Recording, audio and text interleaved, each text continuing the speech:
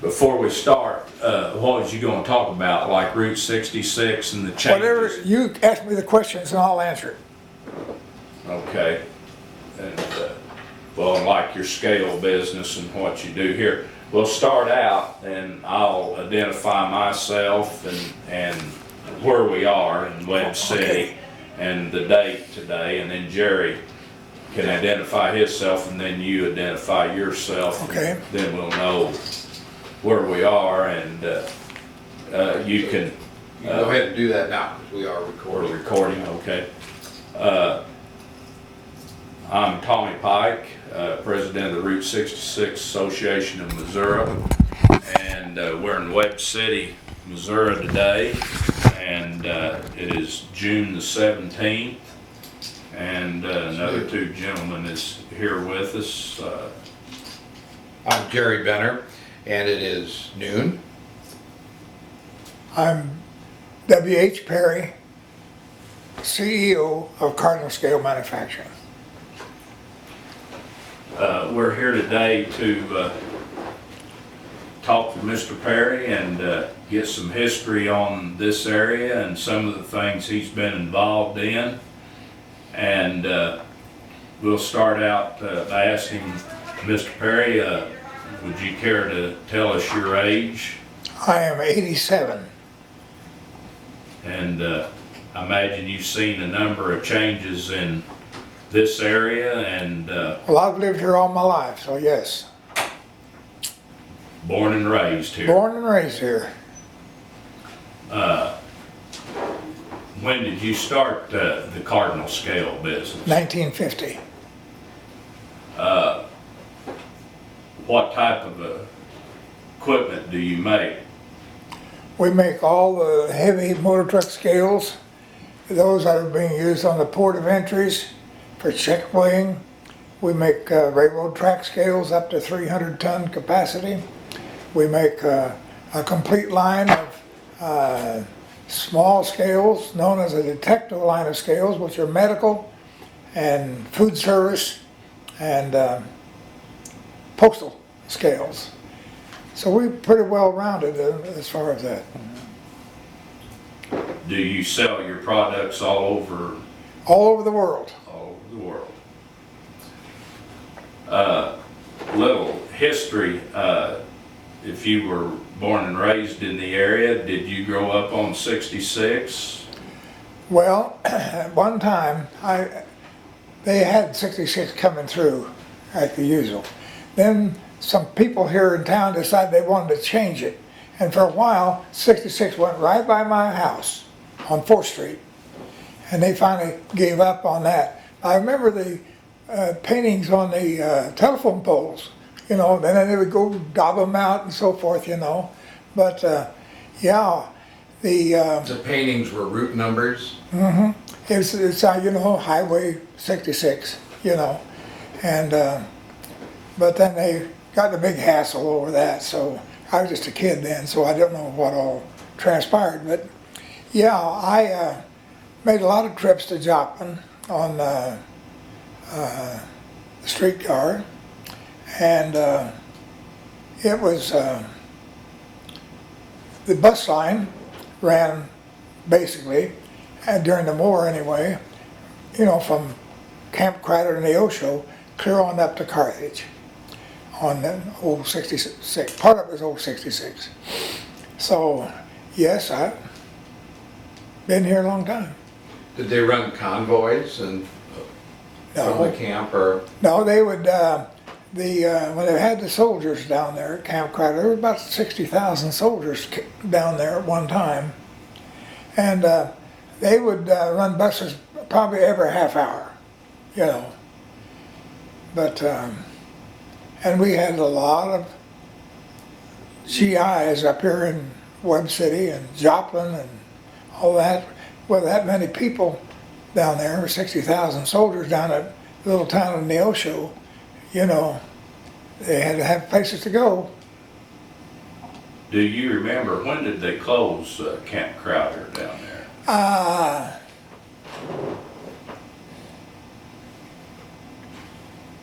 I'm gonna say probably 10 years ago. And that is, part of that is a college campus now. Yes, isn't it? yes. Yeah, Crowder College is down there. The area here now is changed. Webb City and Joplin had a lot of mining in this area You back. bet. You bet. A lot of it, you know, and I lived in around the dumps down here on 4th Street, you know, and I spent a lot of time around those old mines when I hadn't died of lead poisoning or something. But no, we go down there. Of course, you go down here now, if you stay on Main Street, go right on down, you can see the big hole down there that the mining left, you know. So, and on beyond that, now the city has built a big park down there. But, so we're gradually getting that into operation down there, so. They built a nice community building over there by that. Yeah, they did that. And so I'm a councilman here in town, so, you know, I know pretty well what's going on here, and or I try to keep up with it anyway. But there's been so many changes, it's very difficult. The structure of the economy has changed over the years. Oh, Probably tell me. after the mining moved out in the early 50s, why Well, at one it was time, pretty depressed, I would imagine. This little town had probably 15,000 people in it. Now, it finally got down to about 6,000. We're now back up to over 9,000. So, and we're pushing for 10. So, but there's a lot of building going on now. It's just, you know, I assume a lot of the mining, because I know it goes into Kansas, Galena and those areas did mining also. Was there a lot of truck traffic that you remember on Route 66? Big trucks hauling stuff or? well, Route 66, of course, was the main thoroughfare from Chicago to Los Angeles. So we saw a lot of traffic on it. I don't know exactly what they were hauling, but yeah, so I would say that whenever they could, they would be on that highway because it was always maintained and well, rather than going on dirt roads and all of that. So. No, your parents, your father didn't start the scale business. You No. did that, right? No. What did he do? Well, he worked in the mines here. He originally came here in 1906 because he was of Cornish. My whole family came from Cornwall, England. So they first moved into Pennsylvania, worked in the anthracite coal fields up there. And then when in 1906, my grandfather, his four sons, and 2 daughters moved in here in about 1906. Now on my mother's side of the family, we've been in Missouri. They were raised up around Catawissa. You know where Catawissa is? No. You know where Grace Summit is? Oh yeah. Okay, it's right, a little town right east of it there.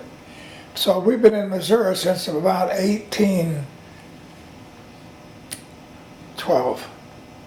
So they were really early St. Louis Oh, area. yeah. Yeah. That was the Pepper family. So, They probably came down to Springfield on the old wire road. well, I don't know. You know, I can remember my mother taking like 3 days by buggy going to Kansas City. And they'd camp alongside the road, you know, going up. And of course, no one worried about camping alongside the road because there wasn't any crime to speak of in those days, you know. But yeah, it's. Of course, I'm married. I have 2 sons and a daughter. I have 3 granddaughters,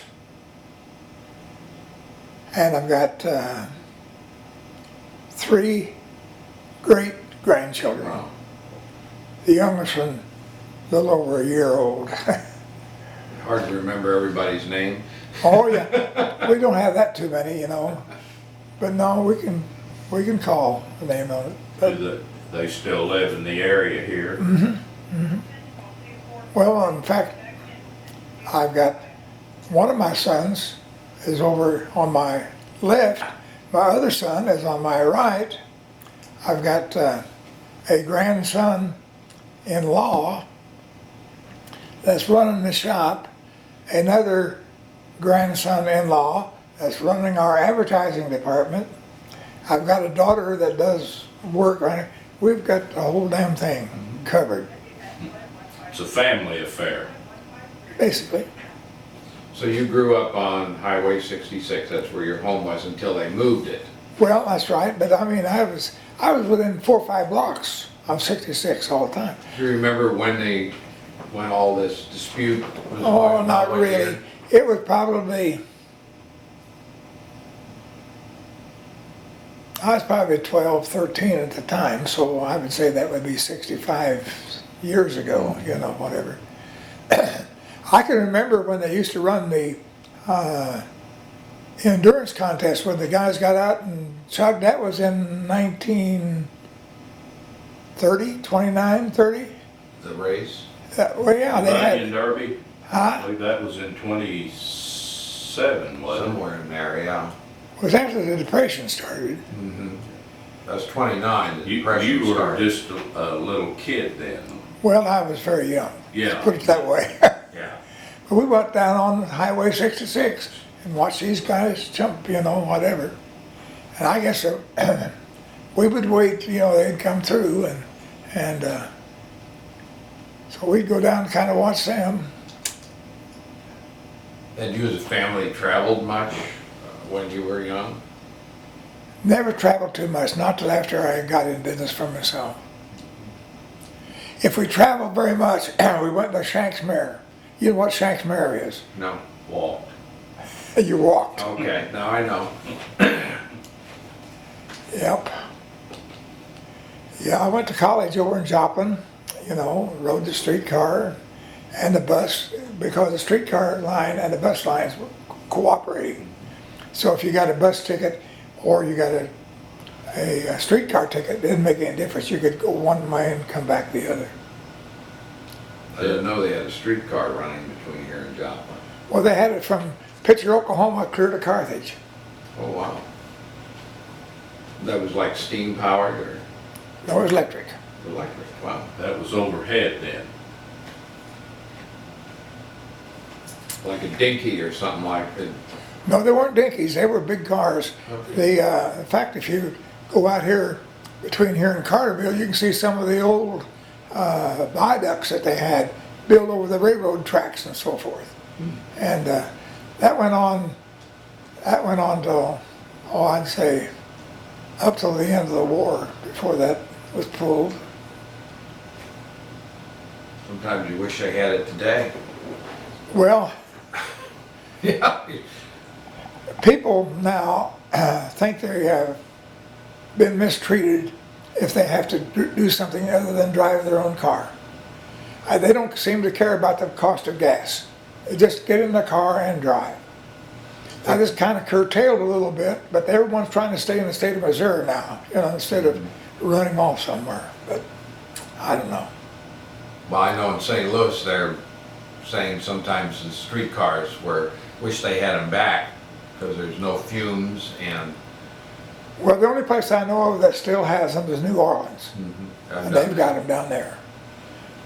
Everyone else seems to have gotten rid of them, or they converted them and made buses that would run electrically on these. Chicago has Yeah. trackless trolleys, I think. Yeah. That's right. Yeah, they just follow and they even have an accordion in the middle so they can. Go around the All corners and the all that. people. Right. So as a child, you really didn't like do a lot of traveling or anything until you went into business for yourself. Basically. Basically. But I guess you used 66 quite a bit. Well, that's the only way we get in and out of here. 66 and 71. And that was 2-lane. This has been in the Oh, 50s. yeah, just 2 lane, you know. Now, of course, If you go over on Range Line, my God, they've got probably 6 lanes, you know, and they're thinking about widening it more, you know. It's got so bad, I try to stay off of Range Line going to Joplin, and I go out what they call St. Louis Avenue, out by the airport, and I can get there a lot easier than fighting all that traffic. Oh man, it's horrible. That takes you in on what would be North Main into Joplin. Well, St. Louis runs parallel to North Main. I just over it this morning.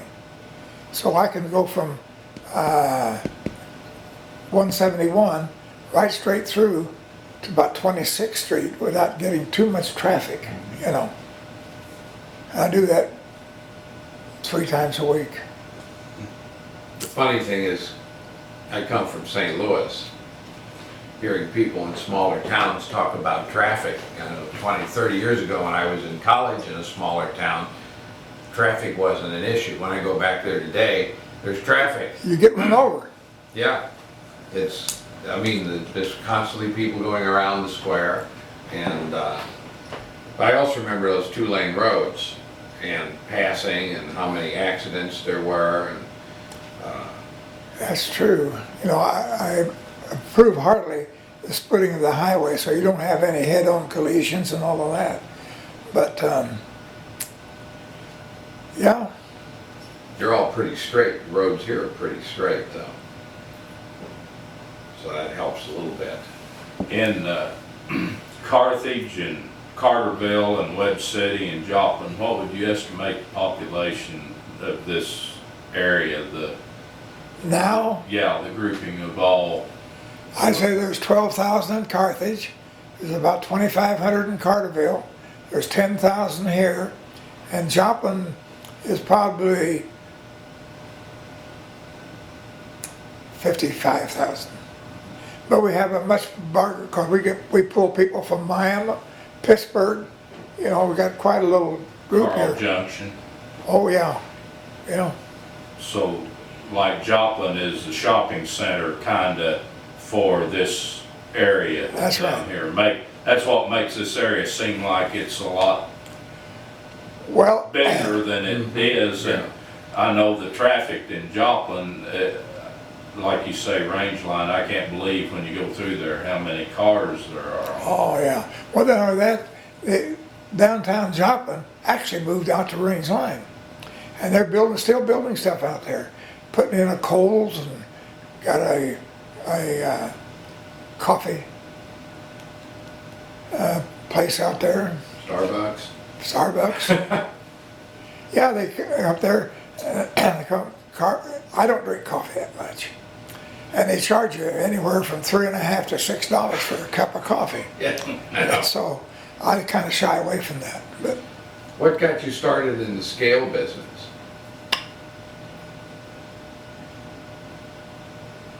I think I just soon give you a set of my autobiography books. You can read for yourself. I graduated from high school when I was 16.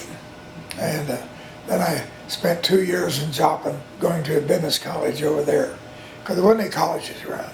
Joplin Junior College and all of that. Missouri Southern wasn't here. And there's no way that I could have, right in the midst of the Depression now, this was in '34, could I go anywhere, you know. Pittsburgh had a little Pittsburgh Normal over there, teachers college. So I just stayed here.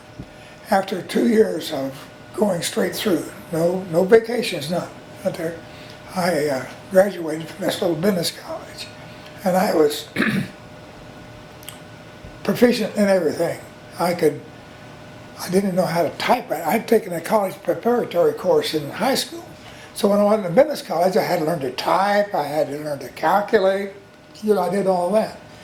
And I was fortunate enough then to land a job in 1936 that paid me $60 a month for 6 9-hour days. And I thought, boy, am I really going to town here, because here most of the kids that I knew were working for like $8 a week. Well, and I worked down here at the old Webb Corporation, and I worked down there for 22 years, and then one thing led to another.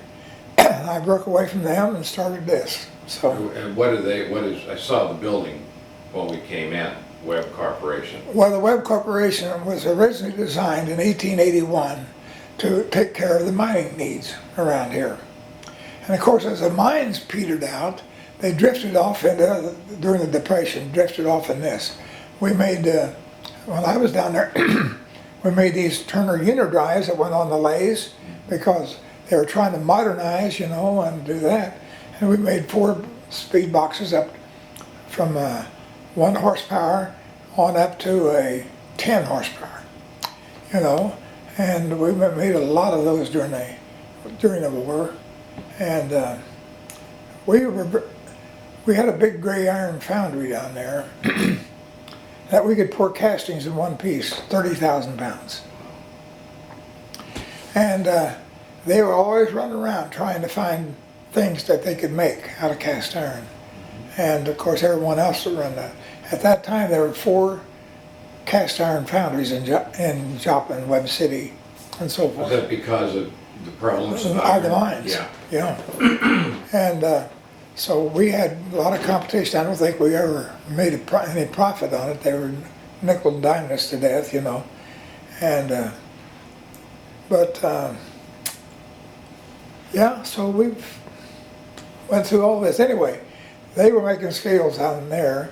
They had bought out the old Straight Scale Company in Kansas City, and were endeavoring to make the old cast iron levers and so forth. And so I got my rudiments down there because I was in the office and took care of their, what we call the heat sheets from the foundry, and I kept a record of all the cost records and all of that, you know. And it just, we had about 150 people working down there at that time, you know. And I was an eager beaver at that time, so I learned an awful lot just by osmosis, you know. But So you decided to make scales yourself. yeah, it's all in that damn book. Let me have a set of those books. I think there's 4 over there. I mean 3. Yes. 3 different Actually, ones. there's 4, yeah. No, there's another one. That's all the same 3. I need 1, 2, and 3. Oh, I didn't realize there were 1, 2, and 3. Yeah, here's book 3. I guess this is book 1. This is book 1. No, I need another one besides that. I need a book 2. Is there one over there? No, these are alike. This was alike. Yeah. This was alike. 3. There's another one over there? No, there's not. No, there's no book 2. Well, here we are. Book 2. That'll tell you basically how I got started and all of that. We can file those with the interview here, and then that'll fill things out quite a bit. Well, let me show you a couple pictures in here. Good.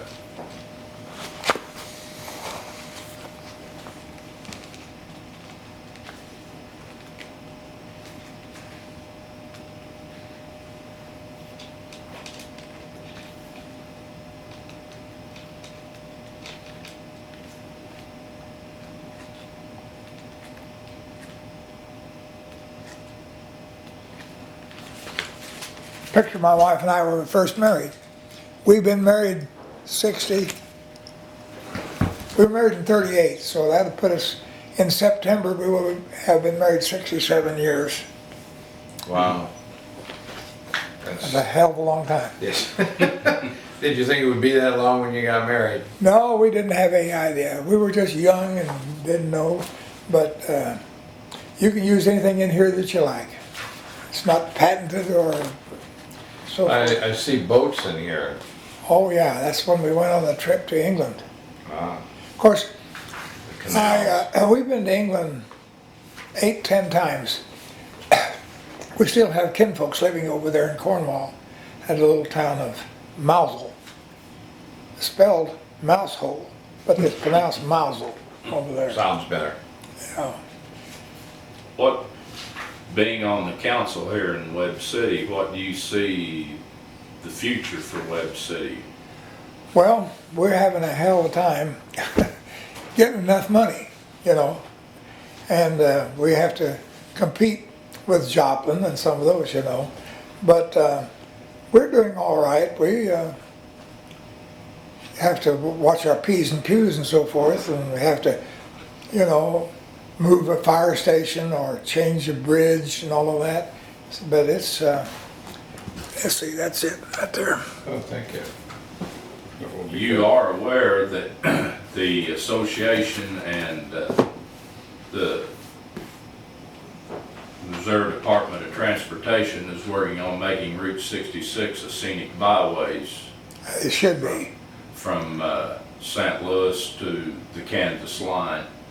And hopefully that will increase some tourism and things through the area that I'm sure all communities have sales tax and such as that. And if with tourists, they eat and they buy gas and all, and I'm sure that some places it won't be a big thing, but it should be an influx of maybe some sales tax money. Well, we've had people come over from overseas and travel, the old 66, you know. And so, yeah, it Everything helps. does. It sure does. Has Webb City done anything around Route 66, or? Tell me, ask that a question again. Okay, has the city itself done anything around Route 66, car shows, brochure, a city brochure that may feature Route 66? They have a car display once a month that will go from Carthage to Webb City to Miami, Oklahoma, and Joplin. And they'll meet up here on Main Street and show off their old antique cars and all of that. And but as far as actually promoting, Is there a website? I know it's Webb City, but does the city have a website, or? I'm sure we do have. Because I know a lot of foreign people will go to the cities along Route 66 and look for websites to find, well, anybody traveling the road often goes to city websites to find out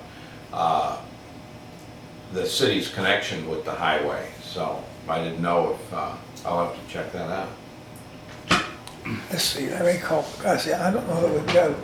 I'm sure we do have.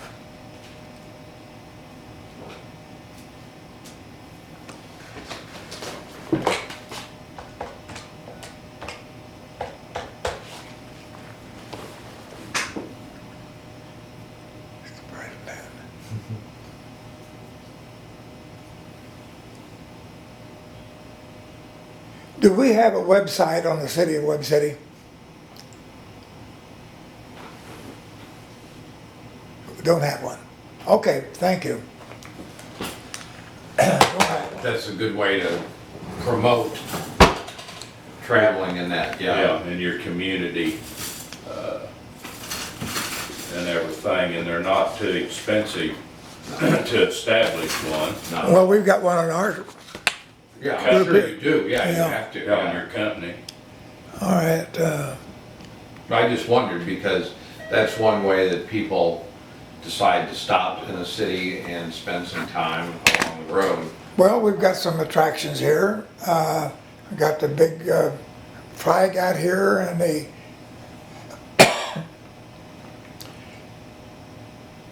oh, I'm trying to think now, getting kind of old. You got the praying hands in Praying the hands. park out here. Yeah, Well, and Main Street is very It's historic and scenic and And south, yeah. there are some very nice homes on Route 66 as you come through here just west of Maine after you make the little jog. There Right. are several nice restored. All right. In fact, I don't know as they're restored, they've just been maintained real well over the years, and they're nice homes and all if you're into Victorian architecture and stuff. And there's lots of things in the area to look at. Yeah, well, I know when we leave here, I want to walk up and down Main Street a little bit and get some pictures. I'd like to photo old buildings and that too, so. Well, we built our house in 1960, 61, I guess. And we built it on the old Southern architecture, columns in the front, you know. And we had done a lot of traveling, and we kind of fell in love with that Southern architecture. So our house, 6,000 square feet, 3 floors, 7 bathrooms, Room for grandkids and great-grandkids. and great grandkids. They're all coming out the house Father's Day. Big swimming pool, yeah. Sounds nice to me. Well, do you have any more questions? Because I think the book will, I think that'll cover a lot of it, you know, whatever. yeah, that's interesting.